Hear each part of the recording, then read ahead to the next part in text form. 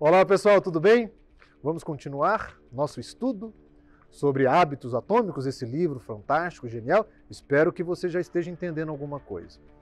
Agora, o capítulo 3, nós vamos adentrar especificamente sobre a formação de hábitos. Como é que se constrói um hábito? Por que você chega no sofá e imediatamente abre um pacote de biscoito e toma uma Coca-Cola? Por que às vezes quando você entra no carro, a primeira coisa que faz é acender um cigarro? Por que às vezes a primeira coisa que você faz quando acorda e levanta da cama, e às vezes nem levanta, é pegar seu celular? Se eu te perguntar, por que você faz isso? Você não consegue nem me responder. Sabe por quê? Porque já virou um hábito. Hábito, anota aí, já falei isso, mas todos os capítulos eu vou repetir. É um comportamento que de tanto se repetir, ficou automatizado.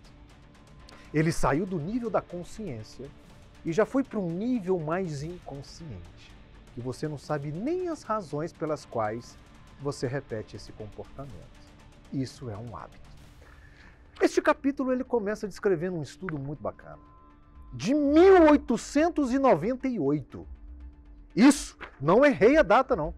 1898. Um pesquisador se interessou em estudar como é que os hábitos eram formados. E para isso ele foi estudar o comportamento dos gatinhos. O que ele fazia? Ele pegava os gatinhos e colocava numa gaiola. Do lado de fora, uma comidinha. E uma portinha lateral que se abria para ele ter acesso à comidinha. No lado de cada gaiola ele colocou uma caixinha com uma alavanca, que se o gato pegasse ali, a portinha se abria e ele tinha acesso à comidinha. As primeiras vezes que o gato ficava ali dentro, ele explorava o ambiente para sair de lá. O gato não gosta de estar enjaulado. Ele cheirava, ele arranhava, ele pulava, ele subia, ele tocava aqui, ele tocava ali, até que de repente ele tocava na alavanca. E ele via que a portinha se abria e ele tinha acesso à comida. Repetidamente o pesquisador colocava o mesmo gato na gaiola. E qual que era a pesquisa? Ele ia contando o tempo de resposta do gato. Será que esse tempo iria diminuindo? À medida que esse gato entrava na gaiola, será que ele aprendia? Será que tinha primeiro um momento de exploração do ambiente? Será que chegaria em um determinado momento que essa exploração não iria acontecer e ele iria automaticamente para a alavanca? Essas eram as perguntas do pesquisador. E olha que interessante as conclusões do estudo. Quando ele avaliava as 3 primeiras tentativas do gato, a primeira vez que ele botava, a segunda vez e a terceira vez, o tempo médio que o gato acionava a alavanca era 1 minuto e meio. E ele ia repetindo várias vezes. As 3 últimas vezes que o gato era colocado na gaiola, esse tempo era em média de 6 segundos. Ou seja, um comportamento que se repete tende a se tornar automatizado. A conclusão do estudo é muito interessante. Um comportamento que tem como consequência um resultado satisfatório tende a se automatizar. Eu vou repetir para você. Um comportamento que você tenha, uma ação, um movimento que você faz, que o resultado dele seja o prazer, seja alguma satisfação, aquele comportamento tende a se tornar automatizado na sua vida. E como disse aqui no início, se tornar um hábito. Portanto, o que é um hábito, Dr. Pablo? Um hábito é um atalho mental. Um hábito é uma forma que nós, seres humanos, desenvolvemos ao longo da nossa evolução para poupar energia, para poupar tempo. Você imagina que a cada novo problema da sua vida, que você gasta uma energia danada para achar uma solução, é o gatinho explorando a gaiola. Vamos entender na nossa vida? Quando você está diante de um problema novo, você vai explorar o ambiente para achar uma solução. Para achar alguma coisa que satisfaça o estímulo gerado pelo aquele problema. Ok? Isso vai demandar tempo e energia. Normalmente isso acontece por tentativa e erro. Lembra do gatinho? Ele papava, ele vinha, ele arranhava, ele cheirava, ele botava o focinho. E quando ele bateu na alavanca a primeira vez, foi uma tentativa. Ele não sabia que aquela alavanca abria a portinha. Até que na terceira, na quarta, na quinta, na sexta vez, ele aprendeu que a alavanca subia a portinha.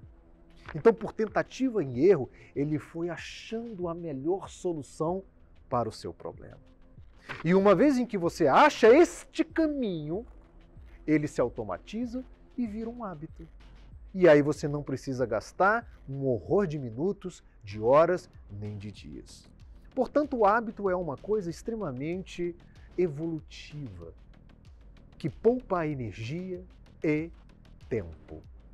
Uai, doutor Pablo, você está me falando então que hábito é bom? Sim, muito bom. O problema são os hábitos que te levam aos péssimos resultados. O problema são os hábitos, os comportamentos repetitivos que te afastam das suas metas e dos seus resultados. O problema são os maus hábitos. E ele faz uma reflexão muito bacana entre hábitos e liberdade. As pessoas acham que as outras pessoas que têm bons hábitos, muitas vezes chamados de sistemáticos, disciplinados, são pessoas que não têm liberdade. Porque, na verdade, as pessoas têm a crença que liberdade é fazer o que quer na hora de que quer, do jeito que quer, da forma que quer, e eu sou livre. E eu sou livre. Mas aí ele traz alguns exemplos. Vamos ver quem é mais livre do que quem. Vamos pegar hábitos financeiros. A pessoa que tem bons hábitos financeiros, de sempre guardar um pouquinho, de conseguir dizer não a um desejo, de entender que tem que gastar menos do que ganha, de se policiar durante o dia. Essa pessoa, com o tempo, ela pode comer uma coisa melhor, ela pode ir no lugar que ela quiser, ela pode comprar um carro que ela quiser, ela pode ter algo que o dinheiro possa trazer para ela com o tempo, porque ela teve bons hábitos financeiros. As pessoas que têm hábitos ruins ou maus hábitos financeiros, elas passam mês a mês preocupadas com a conta que não fecha. Ansiosos, angustiados, sendo cobrados por dívidas, não conseguindo realizar as suas metas, os seus sonhos, os seus desejos. Te pergunto, quem é mais livre? O que tem bons hábitos financeiros ou quem tem os maus hábitos financeiros? Vamos para a saúde? A pessoa com bons hábitos de saúde, que se cuida, no médio e no longo prazo, quando chegar com 60 anos de idade, tem a sua plena capacidade física de ir e vir. Papai, vamos para a praia? Vamos. Ele sobe escada, ele desce escada. Ele quase não tem limitações. E as pessoas que tiveram ao longo da vida hábitos ruins relacionados à saúde? Como é que ele chega lá? Com limitações, dores, doenças, remédios. Pergunto para você, quem tem mais liberdade? Quem teve bons hábitos ou maus hábitos? Super interessante essa reflexão que o autor faz ali no meio do livro. Não esqueça disso não. Hábitos vão te levar aonde você quer. Ou se forem ruins, aonde você não quer. Os hábitos caracterizam a sua personalidade, como falei no capítulo anterior. Os hábitos refletem quem você é, portanto, eles estão direcionando aonde você vai chegar. Se você quer chegar no ponto A e tem hábitos que te levam para o ponto B, você não chegará no ponto A. Você vai viver uma eterna frustração. Você vai viver uma eterna decepção. Porque você não vai ver as coisas acontecendo na sua vida. Os hábitos são os alicerces da construção dos nossos castelos. Doutor Pablo, eu estou entendendo então para que existe um hábito na nossa vida. Sim, um hábito e o grande objetivo de um hábito é criar uma recompensa. Como assim criar uma recompensa? Vamos lá, vamos entender que é a última parte do capítulo 3. Nesta parte, ele dá a cereja do bolo do capítulo. Ele nos ensina como é que um hábito é criado e formado dentro da gente. E como médico, isso é interessante, quando eu prescrevo um tratamento, antes disso, eu precisei fazer um diagnóstico. Entender o mecanismo primário é importante para a gente estabelecer o tratamento quando ele não está de acordo. Concorda comigo? Se eu sei como funciona normalmente, depois eu sei como retornar para o normal se ele estiver alterado. Então vamos entender como é que funciona a criação de um hábito normal. Existem dois momentos da formação de um hábito. A fase do problema, que ele chama de fase do problema, e a fase da solução. A fase do problema começa-se, todo hábito começa-se com um estímulo que você teve na sua vida. Há necessidade de um estímulo. Esse estímulo desencadeia um desejo. Fase do problema da sua vida. Ah, doutor Pablo, transforma isso daí em alguma coisa prática para que eu entenda, para que eu possa entender. Eu vou te dar um caso real de um paciente meu. Esse paciente, ele era de São Paulo e ele dirigia naquele trânsito maluco de São Paulo. E ele ficava muito ansioso, tenso, irritado, nervoso. Quando ele chegava no trabalho de manhã, ele já chegava com 30% a menos do seu rendimento, da sua produtividade, já cansado, irritado, fadigado, nervoso. Já dava um tapa na primeira pessoa que dava o bom dia para ele. Qual é o estímulo dele? Quando ele sentava no carro para iniciar o seu trajeto até o seu trabalho, ele ficava tenso. Ou seja, ele tinha um problema ali, tensão, nervosismo, ansiedade no trânsito de São Paulo. Este problema, esse estímulo, imediatamente gera um desejo de relaxar. Então, todas as vezes em que você tem um estímulo, imediatamente a sua mente gera um desejo para resolver o estímulo. Se você está com fome, você vai ter desejo de saciá-la. Se você está com sede, você vai ter desejo de saciar. Se você está com frio, você vai ter um desejo de se aquecer.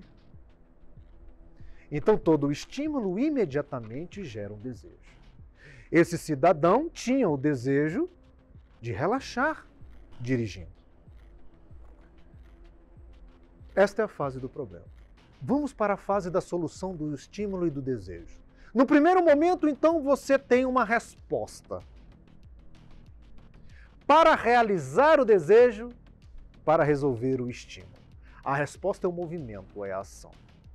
Esta resposta vai produzir uma satisfação, o prazer. E aí você fechou o ciclo do hábito.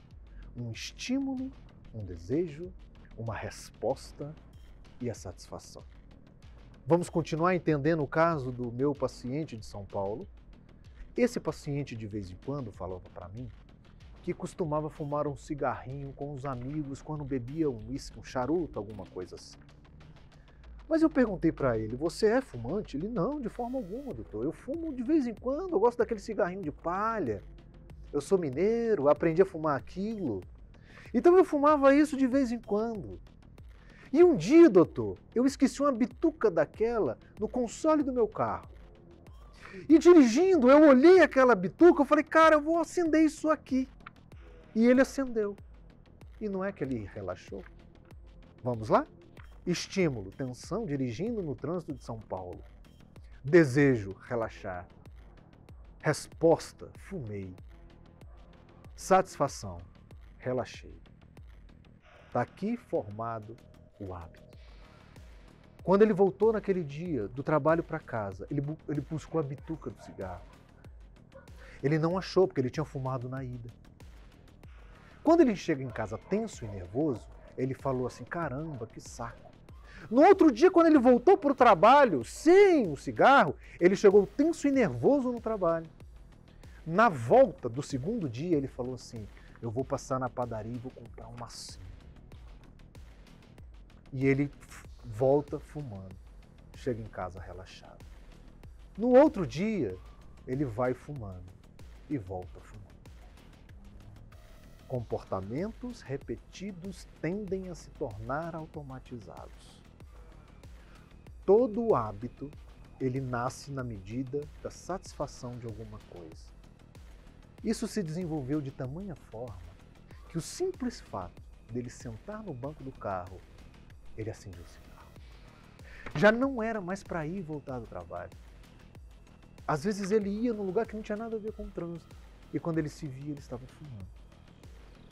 Aqui está o segredo do hábito, que pula a fase do desejo e da resposta.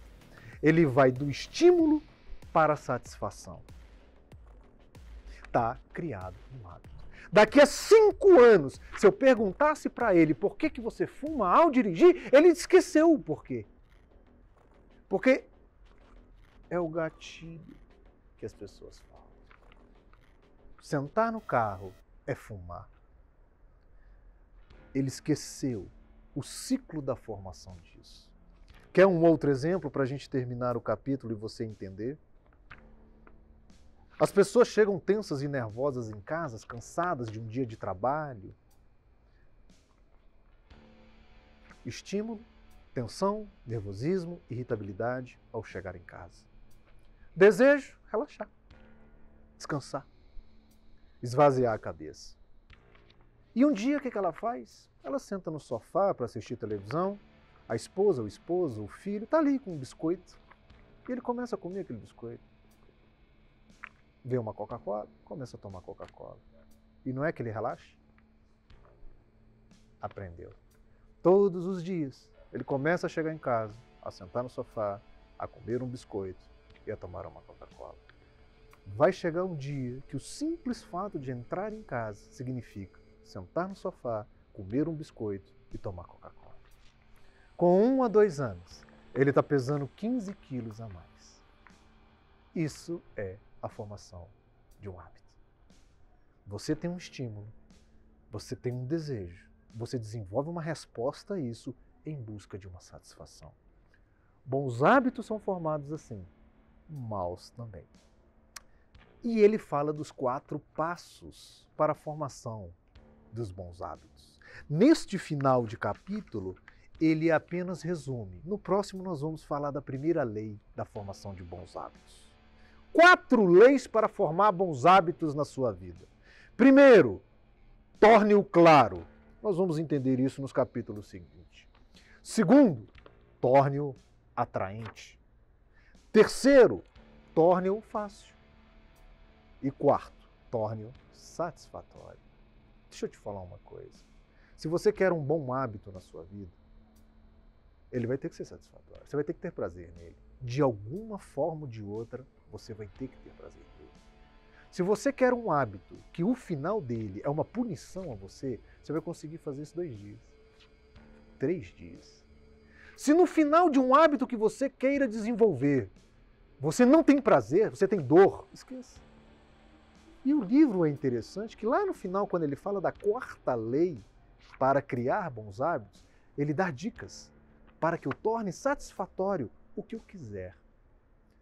Próximo capítulo é como tornar claro os hábitos de nossa vida. Vamos lá? Até o próximo capítulo.